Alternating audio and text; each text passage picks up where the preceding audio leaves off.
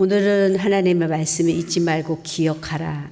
신명기 내용은 하나님께서 주신 그 십계명을 잘 풀어놓았다 이렇게 생각하면 되실 것 같습니다. 애굽에서 나온 차세대들, 이제 애굽에서 출애굽했던 모든 그 조상들은 이제 죽었고 그 차세대들 앞에서 하나님께서 주실 목적지 가나안 땅, 축복의 땅에서 너희가 어떻게 살 것인가 이에 대한 어떻게 살아야 잘 살고 어떻게 살아야 하나님 기뻐하실 것인가에 대해서 잘 교훈하시는 말씀입니다. 모세는 이스라엘의 백성들의 영도자였고 지도자로서 애굽에서 탈출해낸 백성들과 광야에서 40년의 생활을 가르쳐 줍니다. 잘 모르잖아요. 그들은 그걸 상기시키면서 하나님의 사랑을 기억하도록 그리고 잊지 말아야 될 것이라는 말씀으로 이제 서두를 하고 계시죠. 하나님께서 백성들을 훈련시켜야 됐던 이유는 그러면 그 차세대들이 왜 그렇게 광야에서 어렵게 고생시켰는데요? 라고 묻는다면은 애굽의 노예로 살았던 그들에게는 하나님의 성민, 하나님의 백성으로 살아야 될 것들을 깨우쳐주고 올바르게 바른 길을 인도해내기 위해서 하나님의 사랑의 징계였다, 사랑의 매였다라고 합니다. 그러므로 하나님은 결코 백성들을 괴롭게 하거나 고통스럽거나 고생을 시키기 위한 본심이 아니시라는 거죠. 하나님의 본심은 사랑이었다. 사랑하기 때문에 자녀를 징계하는 거지 사랑하지 않는 남의 자식을 훈련시킬 필요도 없고 훈계할 필요도 없고 그리고 징계할 이유가 없다는 거죠. 이제는 너희가 더 이상 노예가 아니다는 얘기죠. 노예가 아닌 하나님의 자녀답게 살게 하기 위해서 또 하나님의 뜻대로 살게 하기 위해서 연단하셨고 그 훈련의 목적은 겸손하게 살도록 하나님의 백성으로서 겸손하게 살도록 신앙적인 훈계였다라고 이렇게 말합니다. 그런데 중요한 것은 이러한 훈련과 훈계와 그런 연단 속에서 너희 조상들은 결국 끝내 마치지 못하였다. 목이 곧아서 이 너희 조상들은 불순종했고 원망했다. 그 400년이란 긴 날을 노예 생활을 했음에도 불구하고 그들의 목은 여전히 곧았다는 얘기죠. 저는 그 구약 성경도 여러분이 늘 보시고 계시고 우리가 신약에서도 예수님 오셨을 때 끊임없이 유대인들하고 다투고 분쟁하고 이러는 걸 보면서 이 이스라엘 민족들이 참 그 속성이 되게 많이 교만하고 정말 하나님 말씀 그대로 굉장히 좀 자만하고 목이 곧은 백성이구나라는 생각을 합니다. 우리 한국 사람들도 약간 그 과에 좀 속한 것 같아요. 좀 그렇게 생각이 들어요. 그래서 그들은 하나님 앞에 거역했고 교만한 백성들로 당대에 나온 자들이 60만 장정이라 했습니다. 그런데 딱 두 사람 여호수아와 갈렙을 제외하고는 모두 불합격했죠. 탈락되어 버렸습니다. 이 이야기를 그 차세대들 자손들에게 아니 해줄 수가 없잖아요. 분명히 해줘야 됐었겠죠. 그러므로 너희는 너희를 사랑하셔서 징계하시는 하나님을 절대 잃어버리지 말라. 너희 그 조상들을 닮지를 말라. 그렇게 이제 말씀하는 모세의 고별 설교입니다. 그래서 출애굽에 대한 어려웠던 과정을 쭉 다시 한번 상기시키는 모세가 마지막으로 유언하는 유언과 같은 거예요.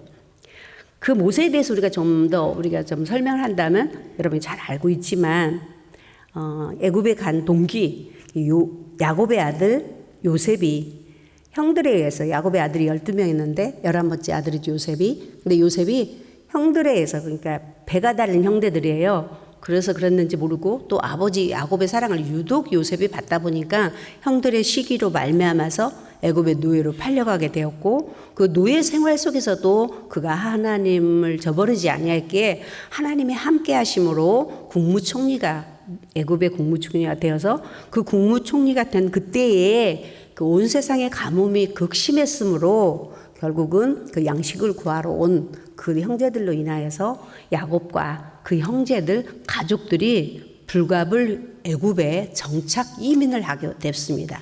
그때 정착한 이민의 수는 70명으로 시작을 했어요. 70명으로 시작한 그들이 400년 동안 이제 애굽에 살다가 보니까 엄청난 번성이 이루어졌습니다. 히브리족들은 힘이 강하여서 아이를 잘 낳는다고 그랬어요. 그래서 아마도 많은 번성, 약 한 5세대 정도가 됐으니까 얼마나 많은 번성이 일어났겠어요. 그때 이제 바로 왕에는 위기가 온 겁니다. 우리 애굽의 민족보다도 저 히브리 민족이 훨씬 더 많으니 저들이 강성하게 될 때 위험하다라고 생각했기 때문에 남자아이, 3살 아래 아이는 다 죽이라고 명령을 했어요. 그래서 태어나는 아이로부터 다 죽이라 명했을 때 그때 태어난 사람이 모세였습니다. 그 위기 중에 그 공포에 시작된 그런 공포 시점에서 태어난 사람이 모세였죠. 모세의 부모는 모세를 죽여야 됐었죠. 그런데 산파가 그 히브리 산파가 모세를 죽이지 않았습니다. 사내아이가 낳으면 죽여야 되는데 거짓을 말하고 숨겼죠. 그래서 자랐지만 모세가 더 이상 밖으로 노출되지 아니하고는 자랄 수가 없어서 불갑을 그의 어머니 요게벳은 이제 그 강줄에다가 역청을 발라서 아기를 넣어서 강가에 띄웠더니 그 강가에서 마침 바로의 딸 공주가 그 아기 강주리를 발견하여서 모세는 그 공주의 양아들로서 40년 동안을 그 학술과 무술로서 잘 자랍니다. 마치 온상에 자라는 화초처럼 자랐어요. 세상 물정 모르는 사람이죠. 그때 하나님께서 40세에 아주 여러모로 준비가 됐지만 그때 하나님이 쓰시지 않으셨습니다. 그러던 어느 날 동족의 고통을 보고 애굽 사람을 죽이게 되었고 그 살인으로 말미암아서 궁전 생활을 청산을 하게 됩니다. 그래서 미디안으로 도망을 하게 되었고 그곳에서 그는 양치기, 목동이 되었죠.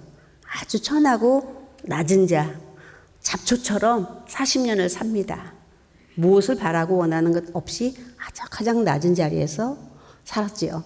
그때의 나이가 벌써 이제 80세가 되어서 40년을 그렇게 잡초처럼 살아온 나날이 그때에 하나님이 보실 때는 모세가 훈련이 끝났구나, 사람이 됐구나라고 생각했을 때에 나이 비록 80세였지만 훈련되고 단련되고 밟힐 것 다 밟힌 그런 잡초와 같을 때에 하나님의 부르심을 받아서 너희 민족이 노역과 고통으로 탄식하며 있으니 너희 히브리 민족을 끌어내라 라고 애굽에서 구출하라 해서 그가 60만 장정과 여자 어린아이를 데리고 홍해를 가르고 나왔죠.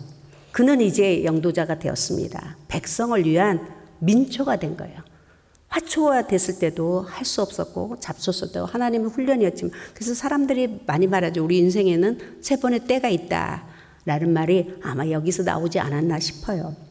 세상의 사람으로는 이때는 다 우리가 끝났어 할 때에 하나님께서 모세를 불러서 이제 광야 생활 그 백성들을 이끌고 광야에서 나이 80세 된 노인이 숱한 것을 겪게 됩니다. 백성들이 원망과 그 40년의 광야 생활은 이루 말할 수 없는 피곤함이었고 공고했습니다. 그러나 하나님이 주시고자 약속하신 목적의 땅까지 이끌어가고 그리고 이제 마지막 이제 요단강을 건널 수 있는 요단강에 딱 있을 때 젖과 꿀이 흐르는 가나안 땅을 건너갈 그 목적지 앞에서 모세가 얼마나 기뻐하는지 모릅니다. 오 하나님, 정말 저 건너 땅에 너무나도 아름답습니다. 내가 그렇게 고대했던 땅을 내가 바라보네요. 언제 들어갈까요? 라는 소망도 끝나기 전에 그 따끈한 마음에 하나님께서 너는 여기서 보는 걸로 끝났다. 여기서 끝마치고 너희 조상이 돌아갔던 대로 돌아가라. 이렇게 얘기를 합니다. 이제 수완이 차서 하나님께로 돌아오라 그랬는데 그때 모세의 120세는 눈도 어둡지 않았다고 그랬어요. 몸이 병들어서 가는 게 아니고 하나님이 부르셨다 했습니다.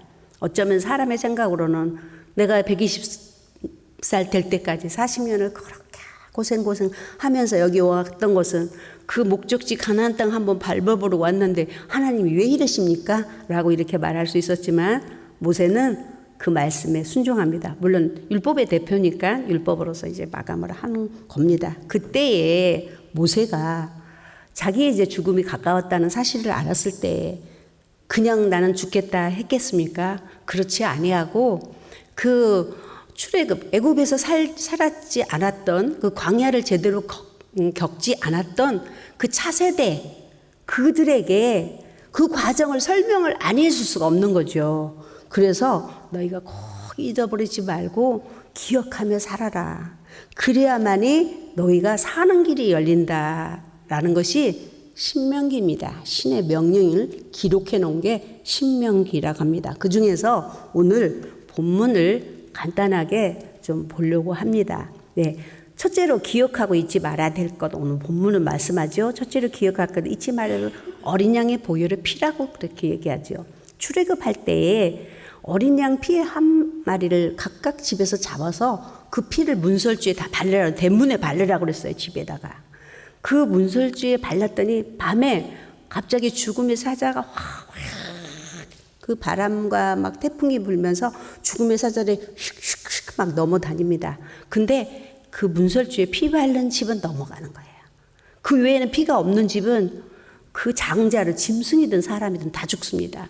그날 밤에 그 피 비리는 나는 그런 역사는 세상에 없었던 사건이었어요. 그래서 애굽의 장자를 다 치면서 400년의 노예 생활을 그 곤욕과 탄식 속에서 해방시켜 주십니다. 그 해방시킨 하나님 사랑을 잊지 말라. 전쟁을 통해서 어떤 무기를 통해서 400년의 역사를 끝마친 것이 아니라 하루아침에 어린 양 한 마리 잡은 보혈의 피로 말미암아서 한순간에 사망이 다 물러가서 그 많고 많은 사람들을 탈출시켰습니다. 그래서 그들이 한 민족을 이루는 이스라엘 민족이 되었죠. 곧 이것은 우리에게도 주님 말씀. 그래서 그들이 지키는 날은 유월절, 그 해방된 날이에요. 피로 말미암아 구원받은 날을 유월절을 지키는 겁니다. 그래서 그들에게 유월절 절기를 날짜를 지키라는 것이 아니라 그때는 오실 메시아 어린 양이 죽음으로써 이렇게 사망에서 죽음에서 생명을 얻게 된다라는 사실을 말씀하셨고, 실제적으로 우리에게는 예수 그리스도의 십자가의 보혈로 말미암아서 우리가 구원받은 은혜, 죽음과 희생으로서 치루어진 제사함. 우리는 세상의 종이었고 사단의 종이었고 마귀의 종이었고 그런 종에서 예수 그리스도의 십자가를 지심으로써 그 사망과 죽음과 죄를 정복하심으로써 우리를 그리스도의 피값으로 대속하신 하나님의 사랑을 여러분이 하나님 나라 갈 때까지 기억하고 잊지 않기를 원하고 계십니다. 할렐루야. 두 번째 기억할 것은 여호와의 입에 나오는 말씀으로 사는 것을 잃어버리지 말라는 겁니다. 여러분, 많은 사람들이 때가 가까워졌어요. 이렇게 하면 때가 가까웠든 안 가까웠든 우리는 항상 말씀을 가까이 하고, 그리고 말씀을 가까이 하는 것이고 하나님과 가까이 하는 거라. 광야 생활에서 너를 낮추고 시험하고 네 마음이 어떤지, 명령을 지키는지 안 지키는지 하는 것은 왜 그렇게 했어야 되느냐에 대해서 설명이 나옵니다마는 사람이 떡으로만 사는 것이 아니라는 걸 알려주기 위함이다. 사람의 육신은 빵으로 사는 겁니다. 빵에 의지해서 빵으로 해결합니다. 하지만 사람의 구조는 우리가 육신만 있는 것이 아니라는 사실이에요. 그들은 노예 생활하면서 육을 위해서, 세상도 오늘날도 쾌락을 위해서, 정욕을 위해서 살고 있습니다. 먹고 마시는 것을말로 살려고 합니다. 그러나 하나님께서는 결코 먹고 마시기 위한 그런 육체를 살리기 위함이 아니라 우리 안에 영혼을 살리기 위해서, 그 영의 양식은 하나님의 말씀이고 여호와 입에서 나오는 생명의 말씀을 먹어야 산다는 겁니다. 할렐루야. 여러분도 아침에 빵을 드시고 오셨죠? 아무도 안 드셨나 봐요. 교회에서 점심 주니까 안 들고 오셔도 됩니다. 그래서 안 드신 것 같은데, 예, 빵을 먹어야 해결이 된 것처럼 그것으로서 우리가 구원에 이를 수 없잖아요. 예수 그리스도의 보혈의 피, 문설주의 피를 100번 발랐다 할지라도 우리가 양식이 없으면 또 우리는 죽을 수밖에 없어서 우리 영혼을 살리는 것은 하나님의 말씀이다. 먹어야 살기 때문에 라고 말씀하신 신명기 8장 2절에서 3절을 우리가 함께 읽겠습니다. 내 하나님 여호와께서 이 40년 동안에 내게 광야의 길을 걷게 하신 것을 기억하라. 이는 너를 낮추시며 너를 시험하사 내 마음이 어떠한지 그 명령을 지키는지 지키지 않는지 알려 하심이라. 너를 낮추며 너를 줄이게 하시며 또 너도 알지 못하며 내 조상들도 알지 못하던 만나를 내게 먹이신 것은 사람이 떡으로만 사는 것이 아니오 여호와의 입에서 나오는 모든 말씀으로 사는 줄을 내가 알게 하려 하심이니라. 아멘. 그들은 몰랐잖아요. 그들은 무엇으로 우리 영혼이 사는지를 모르잖아요. 우리도 몰랐잖아요. 한 것에 대해서 가르치기 위해서 네 마음과 네 생각과 그래서 하나님께서는 그 길을 바르게 인도해 주시기 위해서 우리에게 하나님의 말씀으로 살아야 한다. 우리가 말씀을 먹기도 하고 먹으라고 그랬죠. 그뿐만이 아니라 말씀은 곧 하나님이시기 때문에 순종입니다. 말씀에 순종하라. 신명기는 한마디로 요약해서 명령에 순종하라는 거예요. 신의 명령에 순종하라는 걸 기록해 놓은 게 신명기입니다. 그래서 순종하고 그 순종이 그 삶에 말씀을 삶에 옮겨 실천할 때 열매를 맺는다는 거죠. 말씀을 삶에 우리가 씨를 아무리 많이 가졌다 할지라도 오늘의 말씀의 씨앗을 엄청 많이 받았다 할지라도 이 씨앗을 갖다가 심지 않는다면 그냥 그대로 보존하고 있을 수 있겠죠. 이거 심으면 많은 결실을 맺겠죠. 할렐루야. 그래서 이 말씀을 삶의 실천에 옮기게 되면 많은 열매를 맺게 되는데 그 열매의 축복이 오늘 본문 8장 6절에서 10절을 우리 함께 읽어보겠습니다. 함께 읽겠습니다. 내 하나님 여호와의 명령을 지켜 그의 길을 따라가며 그를 경외할지니라. 내 하나님 여호와께서 너를 아름다운 땅에 이르게 하시나니 그곳은 골짜기든지 산지든지 시내와 분천과 샘이 흐르고 밀과 보리의 소산지요 포도와 무화과와 석류와 감람나무와 꿀의 소산지라. 내가 먹을 것에 모자람이 없고 내게 아무 부족함이 없는 땅이며 그 땅의 돌은 철이요 산에서는 동을 캘 것이라. 내가 먹어서 배부르고 내 하나님 여호와께서 옥토를 내게 주셨으므로 말미암아 그를 찬송하리로다. 예, 여기 보면은 산에 시내 골짜기 샘물이 기갈이 되지 않는다, 마르지 않는다라고 말씀하셨고 밀과 보리, 포도주, 석류, 감람나무, 꿀이 모자람이 없었다. 농작물의 풍부한 농작물에 대한 말씀도 하셨고 9절에는 보면 모자람이 없고 부족함도 없었다라는 말씀을 반복으로 하시고 계십니다. 그 땅에 돌이 철이 되고 돌을 캐러 갔는데 철을 캔다면 돈이죠. 산에서 돌을 캐야 되는데 동이 나온다면 그 자원이 어마어마하다는 거죠. 그 풍부한 자원의 말씀까지도 일일이 하십니다. 그들을 이끌어가야 될 목적지 땅에는 결국은 하나님께서 이와 같은 축복을 내려서 배부르게 하시고 그리고 옥토를 이루어서 많은 토지로 그들을 더 번영시키며 풍족해 하시며 그것에 대해서 찬양하며 살도록 하기 위해서 이렇게 이것을 얻기 위해서는 요한3서 1장 2절에 말씀하신 내 영혼이 잘된 같이 범사가 잘된다는 그 말씀이 정말 이해가 되는 것은 우리 영혼에 양식이 들어가야만이 영의 말씀이 들어가야만이 또 그 말씀을 삶에 옮길 때만이 우리에게 놀라운 열매로 이루는 한이 없는 하나님의 풍요와 기름짐을 주시겠다는 약속의 말씀입니다. 하나님 손이 짧아서 못 주시는 것이 아니라겠죠. 우리가 그릇이 된다면 언제든지 그 말씀은 여러분의 심령 안에 그리고 하나님이 주시겠다는 약속한 축복은 여러분의 손 안에 있을 줄로 믿습니다. 두 번째 이제 마지막이죠. 마지막이 잊어버리지 않고 삼가하라는 11절에 배부를 때 겸손하라. 참 중요한 말씀이죠. 이렇게 하나님이 복을 받고 배부를 때를 잊지 말라는 게 12절하고 이제 15절에 이제 오늘 본문의 말씀을 읽었습니다. 너가 배부르고 아름다운 집을 짓고 네 소와 양과 번성하며 은금이 증식되고 내 소유가 풍부해지고 그럴 때 내 마음이 교만하여 하나님 여호와를 잃어버릴까 염려된다 라고 그랬어요. 곧 이 말씀이에요. 조만간에 곧 우리에게 너희에게 축복이 올 것이다. 그 풍요함이 올 것이다. 그 풍요함이 있을 때 그 풍요에 도취되어 있지 말라. 그 자리에 있지 말라. 신랑과 약혼을 했는데 와 신랑이 얼마나 부잣집인지 그냥 금은 보화 폐물 집까지 자동차 열쇠까지 다 보냈어요. 그랬더니 신랑은 안 와도 좋다는 거야. 그냥 금은 보화 그거 열쇠 자동차 열쇠 있고 집 있겠다 혼자 살면 너무 좋죠. 그거 똑같은 얘기죠. 그냥 그거로 도취되어 살겠다는 얘기죠. 신랑이 결혼하려고 신부해 주는 거지 그거 너 가지라고 준 건 아니잖아요. 마치 그런 것처럼 우리가 만물이 하나님께로 왔고 모든 재물도 하나님이 재물 주실 능력이 17절에 있다라고 말씀했거든요. 함에도 불구하고 우리가 그걸 잊어버리게 된다면 결국은 너희가 목적지 들어가면 그와 같은 너의 신앙이 어느 정도 장성하고 하나님이 뜻하신 때까지 이르게 되면 이와 같은 축복으로 하나님이 마음껏 주시고자 원하는데 결국은 그 축복을 다 받기 전에 네가 교만해졌다면은 결국 어떻게 된다? 멸망하게 되기 때문에. 근데 어떻게 됐어요? 그들이 요단을 정말 아름답게 여호수아를 통해서 건너갑니다. 축복의 땅 가나안 땅에 들어가서 그렇게 했을까요? 안 했잖아요. 안 해서 그들의 백성은 복임에서 우는 자들이 되었고 옆구리에 가시가 됐다고 했습니다.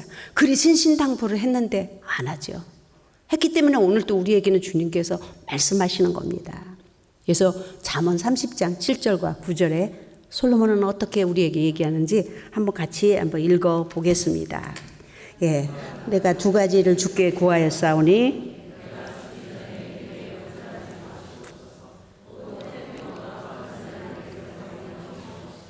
나를 가난하게도 마옵시고 부하게도 마옵시고 오직 필요한 양식으로 나를 먹이시옵소서.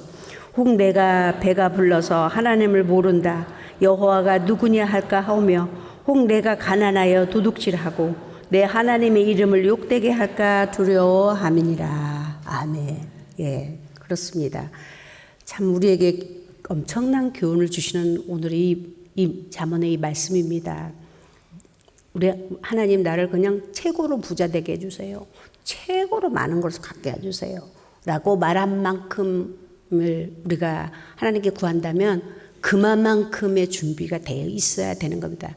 버는 것만 중요하고 가진 것만 중요한 게 아니라 쓸 줄 아는 게 최고의 축복인데 여기 보니까 너무 부하여서 하나님 모른다에 맨할까 두렵다. 저는 아이들 기도할 때 꼭 이 기도를 해요. 어쩌면 아이들이 엄마들이 섭섭해할지 몰라. 아이고 그런 기도하지 마세요. 우리 아이들은 최고의 부자가 돼야 되는데 왜 그렇게 부자 되지 못하게 기도하세요.